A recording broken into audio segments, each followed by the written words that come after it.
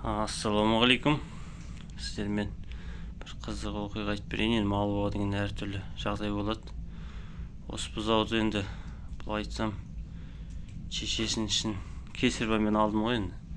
Шешесі бұзау кезінен қашып кетіп, тана кезінде туайын деп жүрген. Еті күйіп төмендеп биттеп, сонымен дәрі шашқам, содан бір мезгіл жемей жүріп, әнеуген қорада үйеліпті. Содан көріп қап, дұрыстап жатқыздым, бірақ содан тұрамады. Содан былай аластым, система қойдым, тұрғыз жіберіп жүрдім. Bir күні тұрмай да қалды, жатып қалды. Сонымен осыдан кеше жетісі күні түсте болмай баратқан бауыздадым да, бұзауға деп ішіне бұзауын жарып алдым. Бұзау енді осы бұзау бір күн бойы жатып, кеше бір туған сиырдан уызын бердім.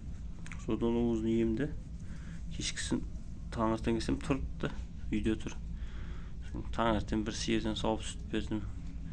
Қазір бір жас туған сиыр бар еді, соны сауып кеп сүтін бердім. Соның түрі осы енді. Әзірше үйде ұстап отырық. Осындай жағдай болды. Атын Шалабай деп қойдық енді. Өсіп жатса көреміз енді қалай болатын. Осындай да жағдай болды.